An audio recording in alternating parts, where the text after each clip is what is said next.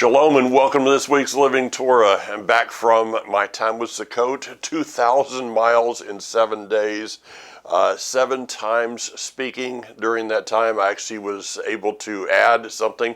I got to Bell Cow Lake, and my prayer when I got there was that the Father would open up a way for me to speak to the youth that were there. And by the next morning, someone walked up to me and said, "Would you be able to speak to the youth?" And I got to do that. Countless hours of conversation with people, a lot of folks that I did not know. It was a great time, and my thanks to everyone that I met along the way and those that put everything together.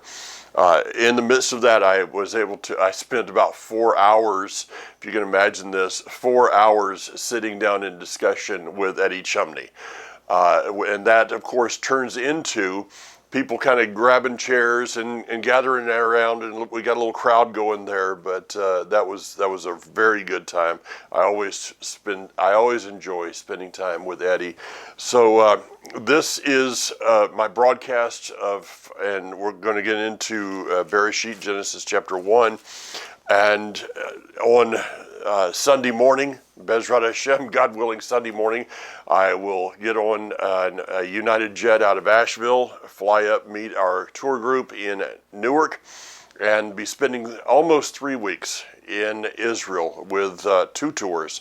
And if you would like to follow us, I'm not sure how much video. This is not just a personal trip. This is a group, and then also a private tour toward the end.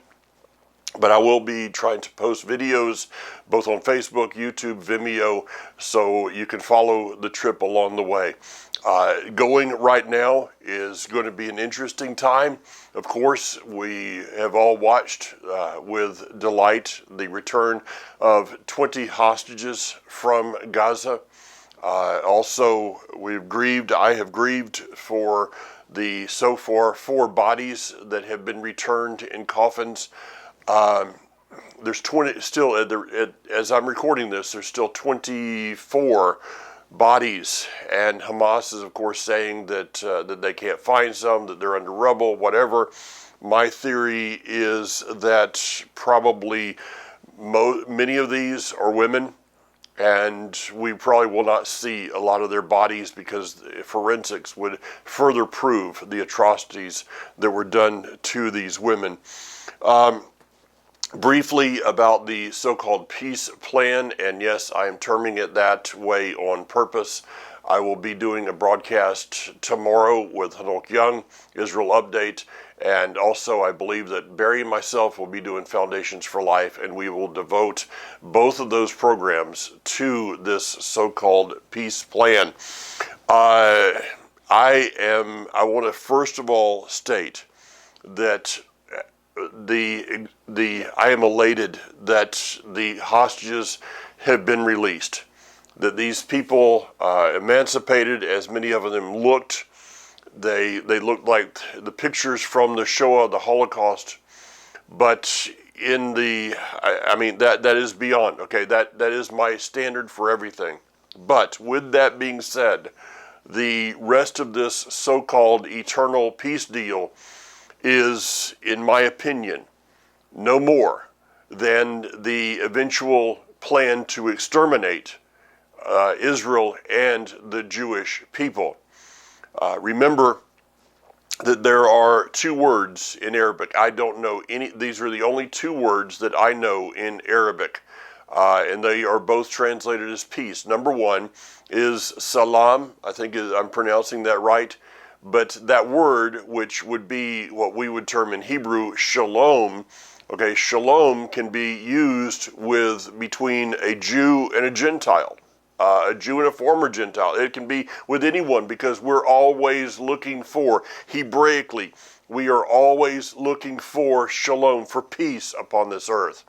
But the word salam is a word that can only truly be used, and I was taught this not through the internet, but by an Arab man who had come to faith in Yeshua.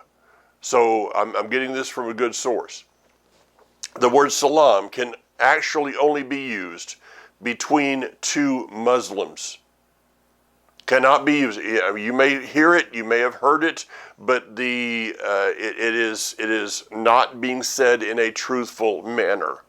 The other word is hudna, and Muhammad became famous for this. Others, Islamic leaders, became famous for this.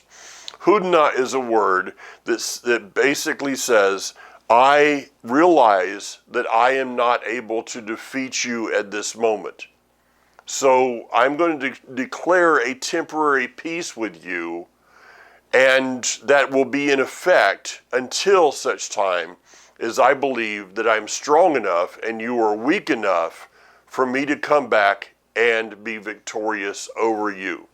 This peace deal is not a salam, it is a hudna.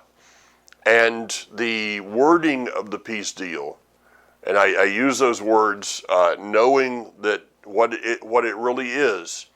Listen to the talk.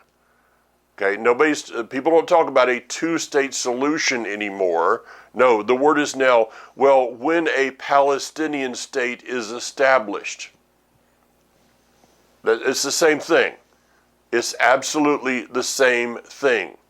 The destruction of Hamas, all of the reports of a moderation within the leadership of Islam, folks, it's in the DNA. All right, remember, and we're going to get into the beginning of this in just a moment in the Torah portion, but the beginning of this is, in order to understand it, we must understand Cain and Abel. We must also understand Abraham, Isaac, Jacob, Abraham, Ishmael, and Esau. This is the same spirit that is from the beginning, continues in this day. And today we see, I think the easiest way to describe this is the battle still between Jacob and Esau. President Trump stood at the Knesset, and he talked about the God of Abraham, Isaac, and Jacob, but then was with a group at this so-called Peace 2025 summit with a group which is Abraham, Ishmael, and Esau. You can't have both. You can't have both. Remember, we'll get in this Torah portion, and I don't know what my schedule will be in the coming weeks. And I don't like to miss these Torah portions, but with my schedule, I'm going to try to do at least a brief Torah commentary. If I don't, please understand the commitment that I have to the tour, the commitment that I have to the Israelis that I'll be meeting with. This is a terrible thing that I am coming to the realization of. I can't do everything, though I'm going to give it an attempt. All right, that's my plan.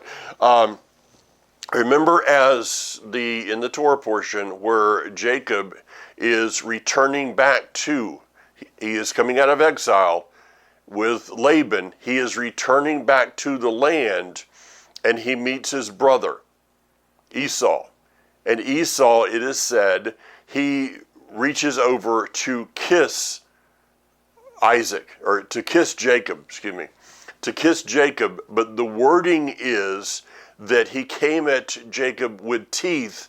It would be, if you've ever watched the vampire thing, I don't suggest you do that, all right? But he came at him with his teeth toward his neck. It was not a kiss that he desired. It was a kiss that he gave at the moment, because Esau, at the moment, though Islam had not been, the origins of Islam would be hundreds of years later, the spirit of Islam was alive and well in Esau. So he did not give a kiss of salam, he gave a kiss of hudna. Get that? He gave a kiss of hudna, but his desire was to destroy Jacob. That spirit is still alive and well today. So again, I'm going to be talking about some of this with Hanok on one level, some of this with Barry on a different level. Is this peace plan the kiss of death to Jacob? Something for you to consider. All right.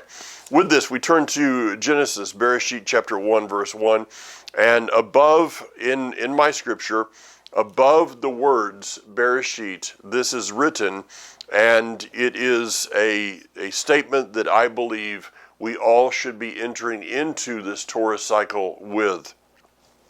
It is based upon Psalm 40, verse 7 or 8, depending on your translation. Okay. Behold, I am coming. In the scroll of the book it is written of me. Yeshua would also use these same words when he looked at the religious leaders of the day and said, if you had believed Moses, you would believe me. In the scroll of the book it is written of me.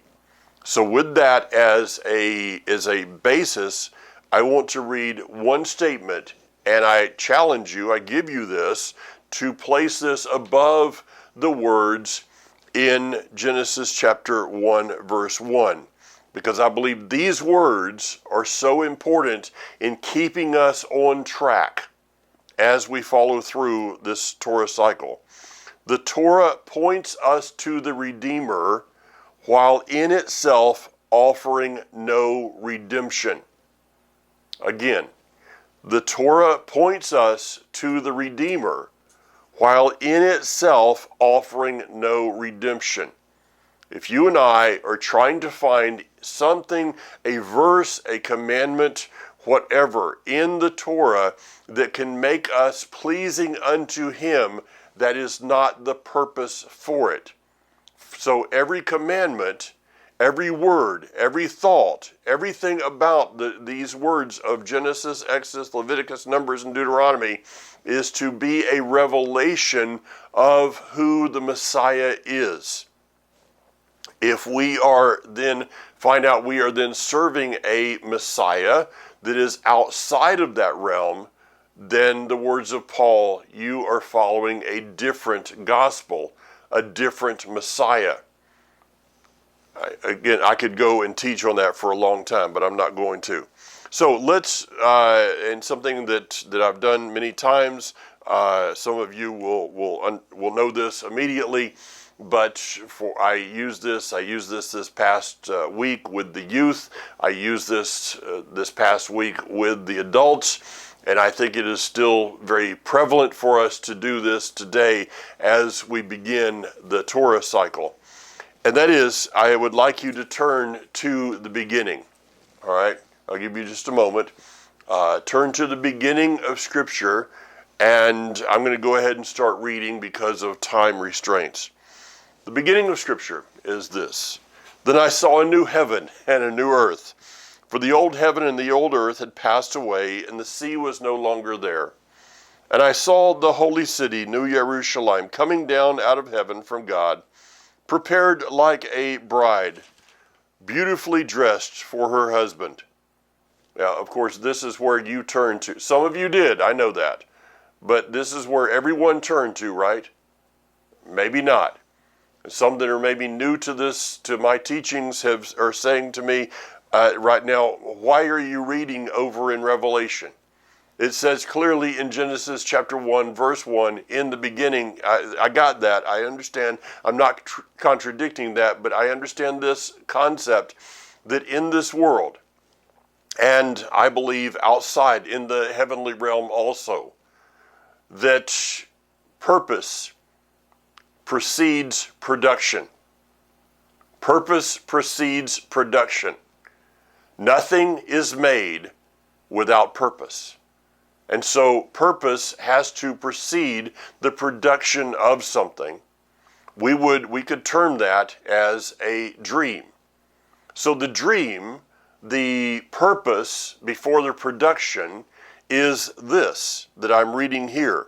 I heard a loud voice from the throne say, see, Elohim Shekinah, his glory, his kavod, is with mankind. He will live with them. They will be his people. He himself, Elohim with them, will be their Elohim. The word he will live with them, he will sukkah with them. That goes back to our days of the Feast of Tabernacles. So this is, I believe, this is the beginning of Scripture. And after the dream is established, after the purpose is established, he then backs up and he begins the production of everything that would lead to, through this 6,000 year period, to the purpose, to the fulfillment of his dream. So you and I today, as if someone were to ask us, where are you from? Who am I? And where am I from? Most people would give the name of their dirt suit and the place upon this earth that their dirt suit is either residing or was born in. People looked at my name tag. Where are you from? Oh, you're from Franklin, North Carolina. No, I am from the mind of the Creator. I am, and you are, a dream within the dream of the Creator himself. And the key to life, and I have not said this before on camera, this camera, the key to life is to live our lives in such a way that we are the dream within his dream and do not become a nightmare within his dream. Okay? Live your life in such a way that we are a dream to him and not a nightmare to him. I think that's pretty good counsel going into this first Torah portion. So we see that this is the beginning. In the beginning, Elohim created the heavens and the earth. Now, how do we sum up all of that? Okay, we have the creation story. You can spend time at Institute for Creation Research. You can go to Noah's Ark. You can go books and books that have been written on this. How do we sum up? How do I sum up the thoughts that are here in Genesis chapter 1 and Genesis chapter 2? It is in Psalm 30, verse 9. Let's just read verse 8. Let all the earth fear Yud-Heh-Vav-Heh. Let all living in the world stand in awe of him. For he spoke, and there it was. He commanded, and there it stood. You know, I have studied through the years creation research. I have studied creation science, which is the only thing that can be called science because it's the only thing that we have an eyewitness of. In order for there to be science, you have to have an eyewitness. And that is why evolution cannot be a science, is because there was no eyewitness. Why was there no eyewitness? It didn't happen. Okay, I know that just sounds direct, but that's what I believe. So I've studied all these things. I've looked at the videos of Mount St. Helen and Noah's Ark, the flood, how it corresponds to that. I've studied this for over 30 years now. But in the end, it comes down to this. He spoke, and it came into existence. And really, that's all that I need to know. But he did give us a little bit more of the details about how he did this. As I've said in previous years, if you cannot, at this moment in time, if you cannot believe verse 1 of Genesis chapter 1, you really don't, there's really, and please keep the context of what I'm saying here, there's really not a reason to go on to verse 2. Why? Because if I cannot believe, 100% believe that Genesis chapter 1, verse 1 is true, that I will have a seed of doubt which will now follow me all the way through the scripture, and by the time I get to Revelation, I'm going to be totally confused. So I begin by asking myself, do I have absolute, complete, and total faith in this one verse? For me, the answer is yes. And with that, I can now go and I can read chapter 1, verse 2, and I can continue on through the rest. Now, this is not going to be a Torah portion regarding the 7 days of creation. I'm going to take a little bit of a different approach to it. As we're reading the Torah, which will set our foundation for reading the rest of Scripture, and I did challenge folks at this Sukkot that if you have never read the complete Scripture from Genesis to Maps, I challenge you in this year.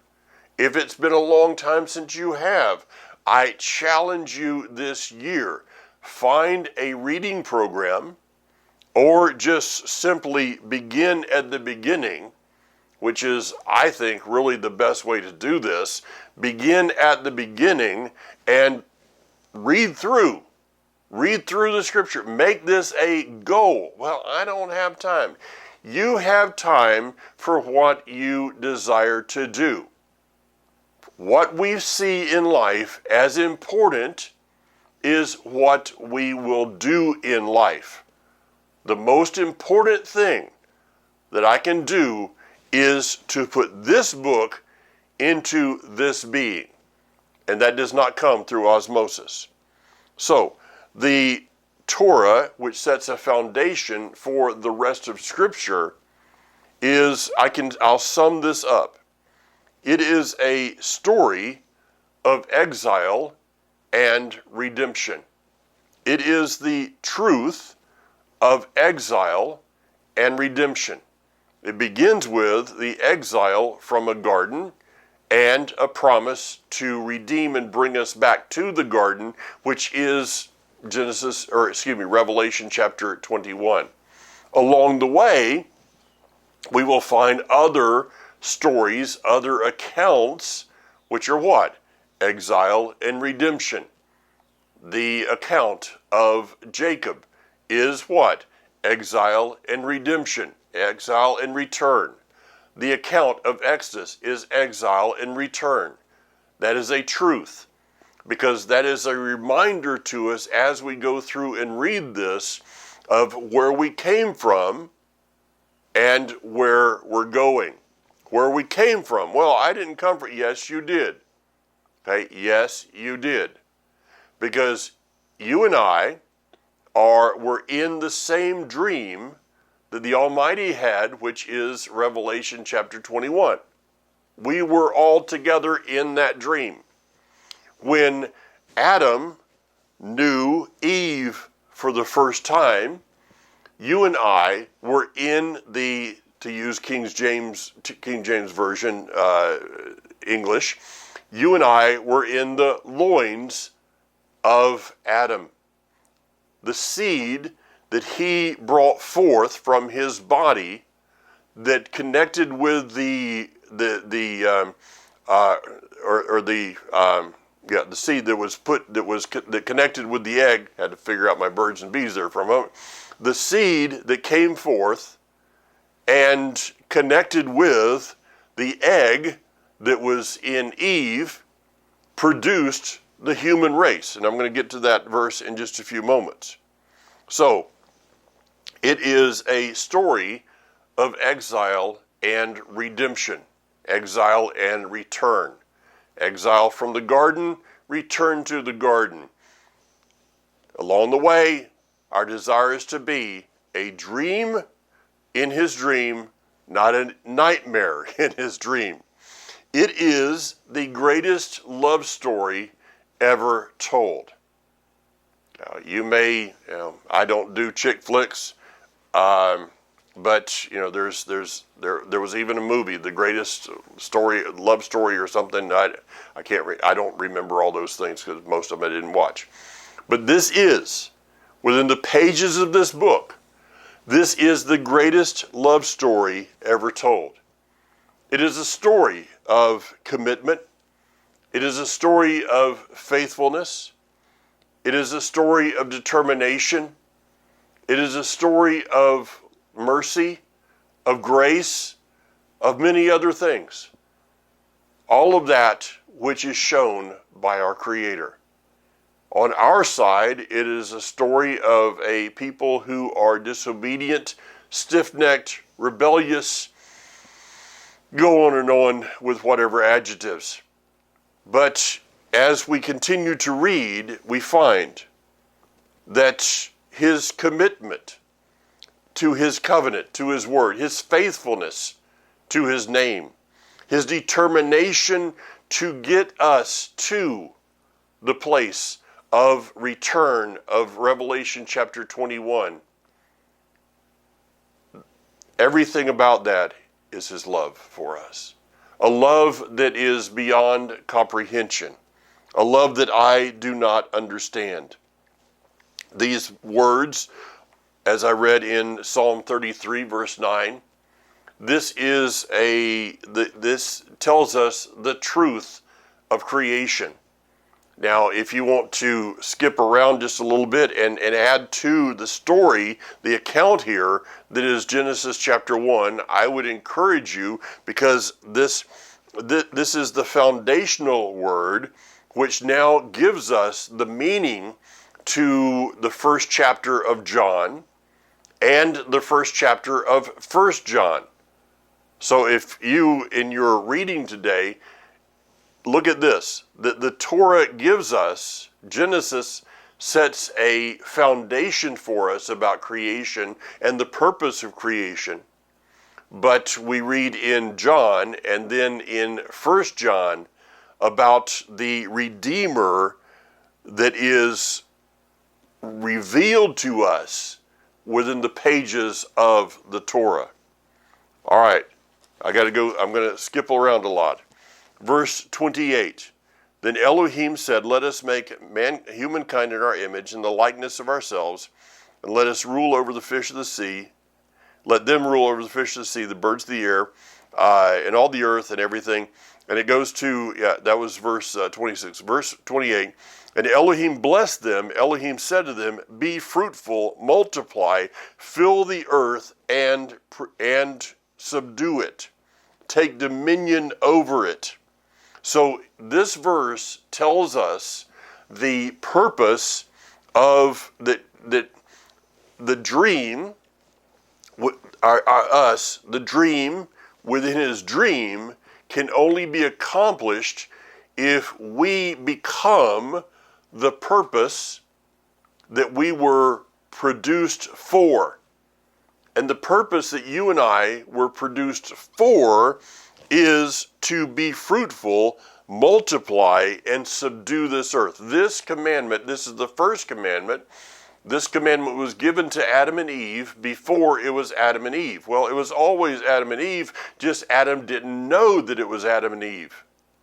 So, Adam could not fulfill this commandment yet because that which he needed to fulfill it was still in him. Eve had to be brought forth from him in order for him to actually fulfill that first commandment. This commandment, ladies and gentlemen, is what is being attacked today with lifestyles and confusion, with GMO, with all the things that DNA manipulation. All of this comes basically down to this: the commandment, be fruitful and multiply. One of the things that I probably enjoyed more this summer than any time that I can remember is watermelon. I love watermelon. The problem is that it is hard to find a watermelon that has seeds. The life is in the seed. And so I know that as kids, we used to spit them out at each other. But the best thing to do with a watermelon seed is to eat it, because there is the life that comes forth. It is difficult to find a watermelon that has seeds. And in fact, what is even more interesting is, to me, is this, that to buy a watermelon that has seeds costs more than a watermelon without seeds. So it took them funds and time to manipulate a watermelon to not have seeds, and you have to pay more now for the non-manipulated one than you do the manipulated one. I mean, that shows us how corrupt and how much of a nightmare that mankind can turn themselves into. So the purpose is there. Creation, this is something I teach, I taught the adults the other day, but I also teach the youth a lot. Creation is the only part, or humans, humans are the only part of creation that has a choice. I look out my window, and from the time I left till the time I get back, there's a tree out there whose leaves are turning yellow to brown right now.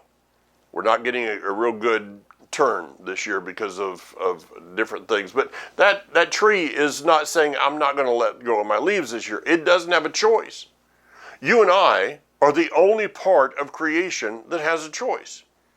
And it dawned on me, just as I was teaching this on Sukkot, that humans are the only part of creation that you have to teach purpose to. You don't have to look at a seed. You go out to plant tomatoes. You don't have to look at the tomato plant and give it a lecture on purpose. No, you plant it. A pine cone, you don't have to pick up a pine cone and tell it, now I'd like to give you, 3 points in a poem about how you can have your purpose. No, it already has its purpose in it. So the only part of creation that you have to teach how to accomplish purpose is humans. That's how messed up. That's how messed up. That's what the Psalm, in the Song of Moses.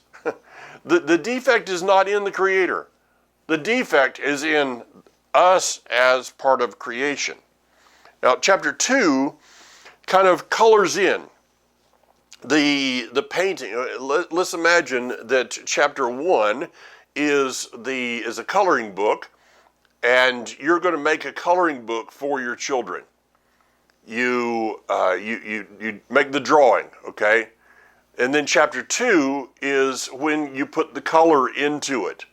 That's about the best way that I know of to describe this. So it's like you buy something that's paint by numbers, all right, and then you buy the paint and you color into it. So Genesis chapter 2 colors in. Genesis chapter 3 gives us the truth of disobedience and the effect of disobedience. That's summed up is Genesis chapter 3.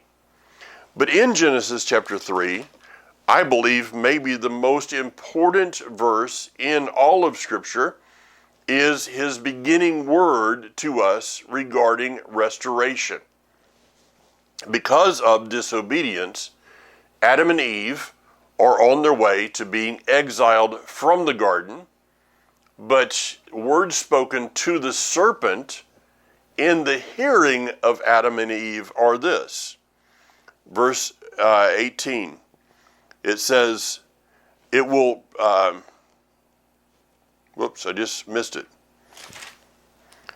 Genesis chapter 3, verse 18, says, it will produce, there he is. Verse 15. Okay, a little bit of, give me a break there. A little bit of too many miles there. I wrote down 18 knowing it was 15. And it says, I will put animosity between you and the woman, between your descendants and her descendant. He will bruise your head, and you will bruise his heel. This is the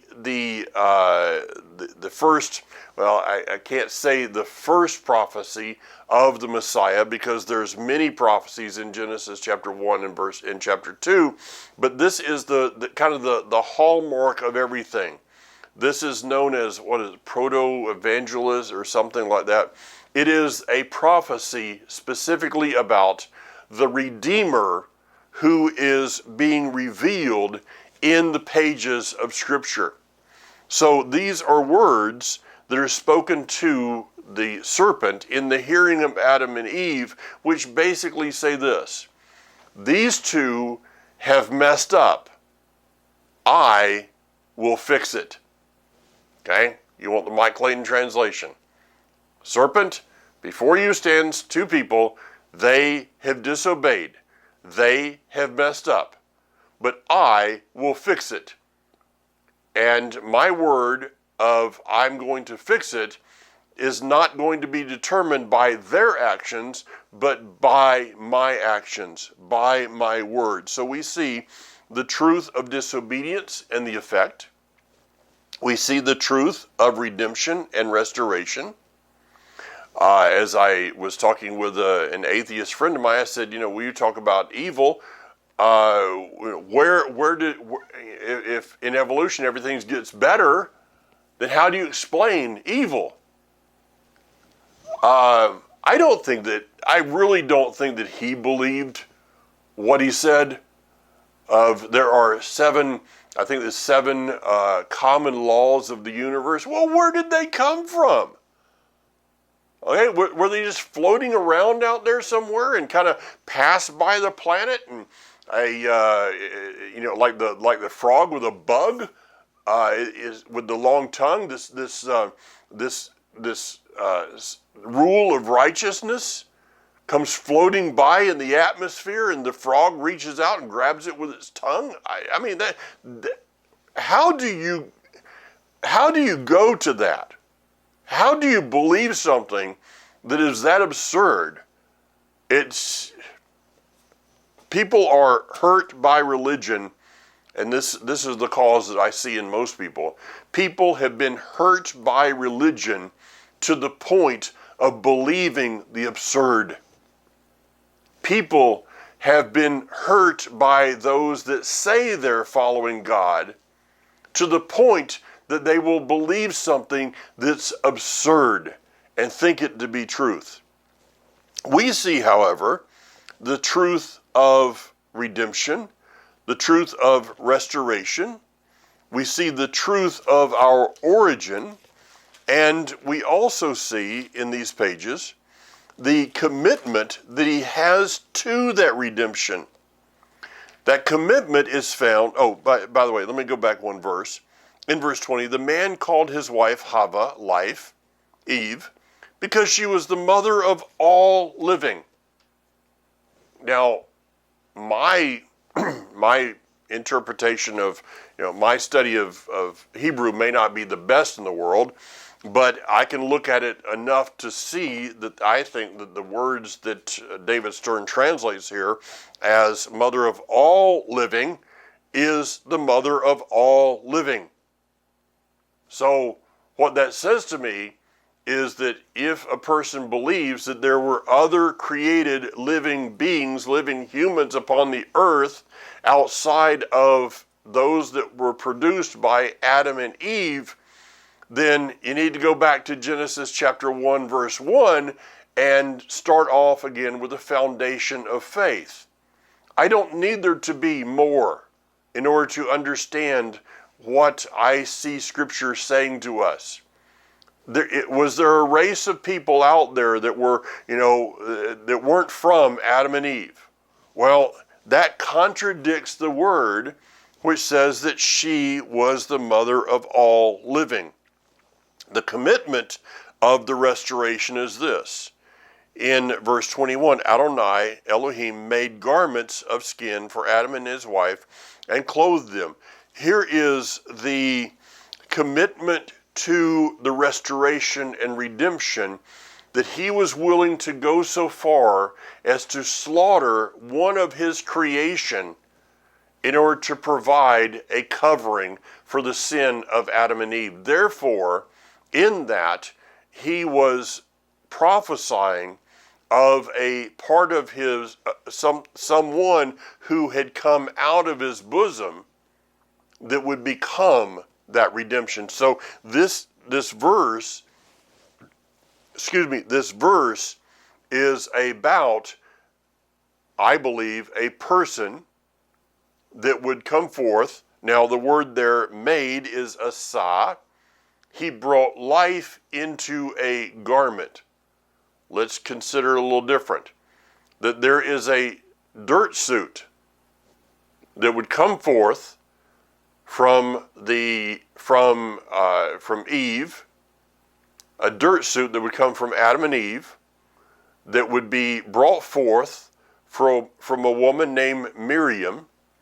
That dirt suit would then be, if you would, infused, brought life into it from the very one that created. And these are the words of Isaiah. He says, a virgin shall conceive and bring forth a son. That he would take a dirt suit, the product of this between the Ruach would impregnate Miriam, and would be, unto us a son, a child is born, unto us a son is given. So unto us a dirt suit is born, but unto us a son is given.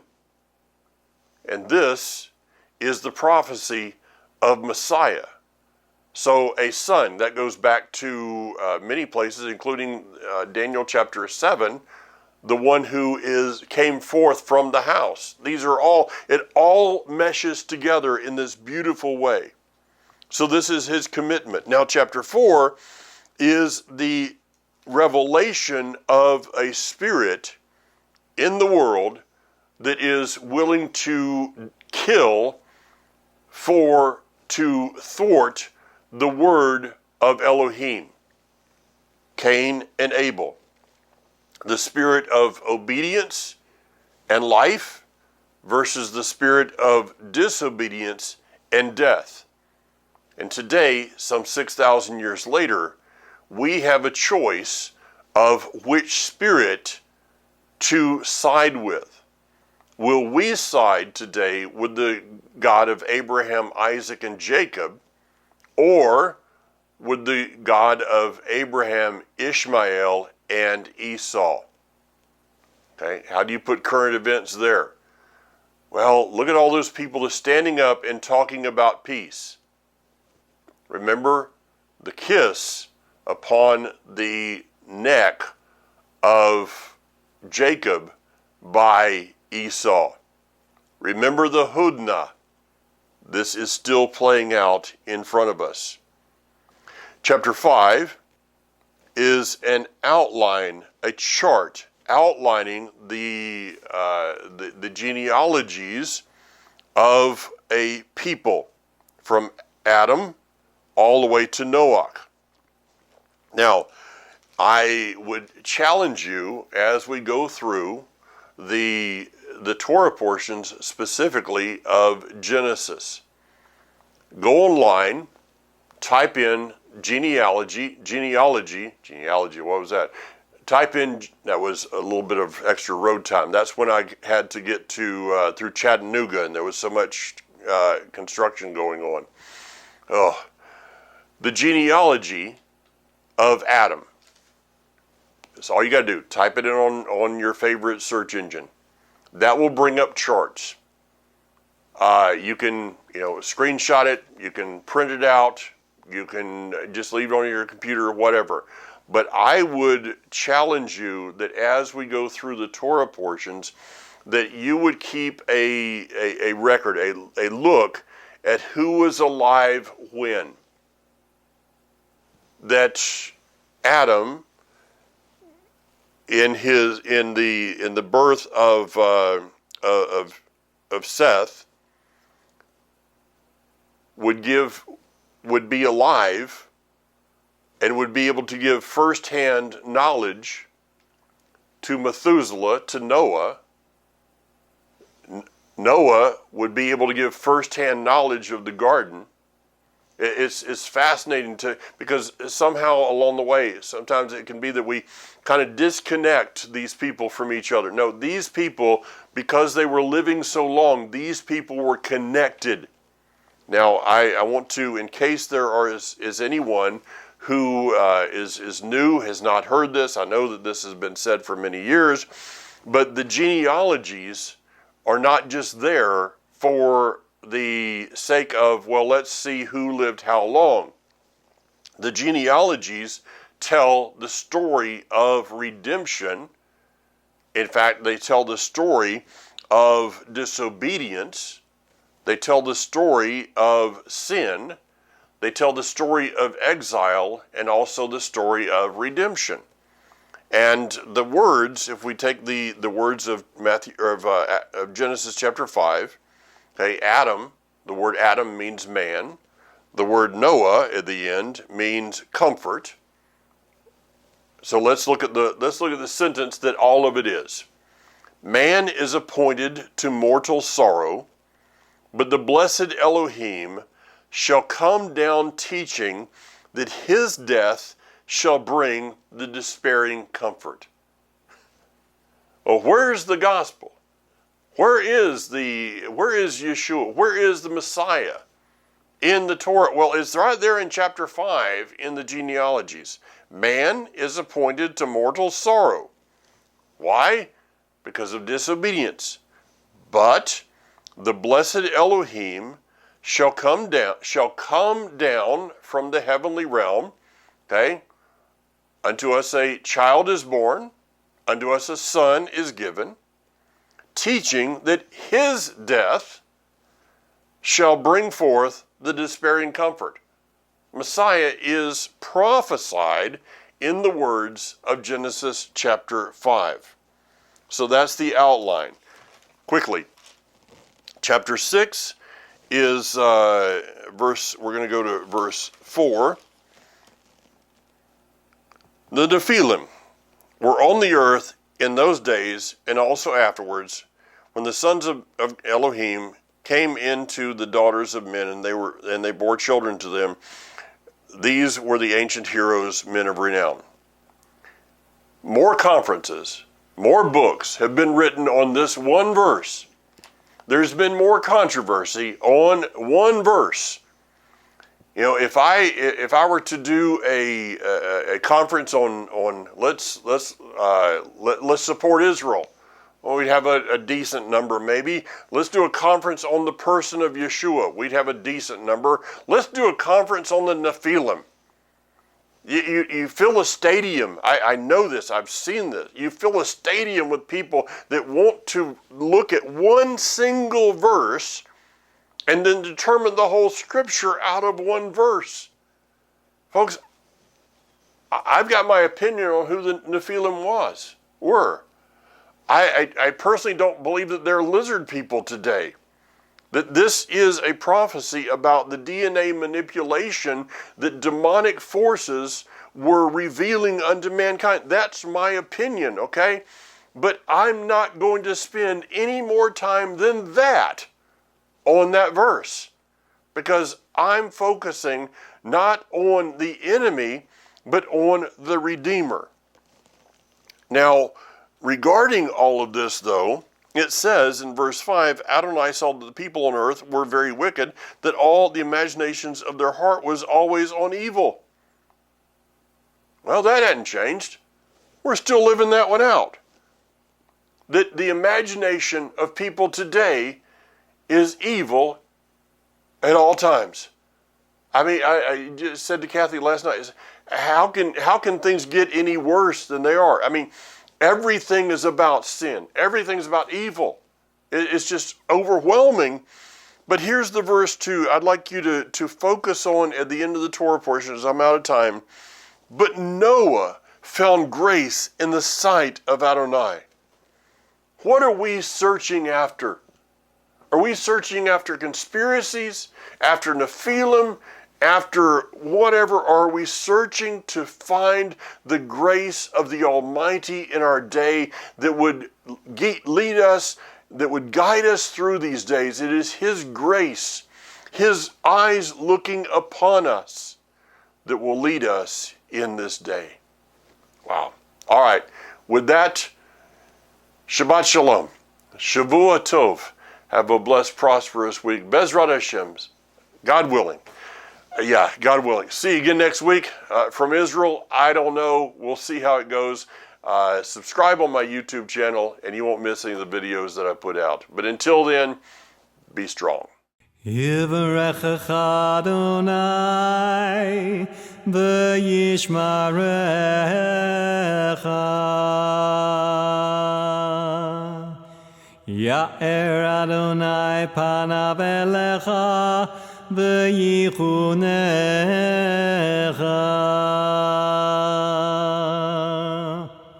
Yisa Adonai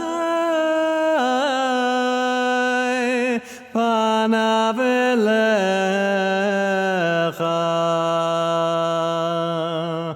v'yasem lecha Shalom.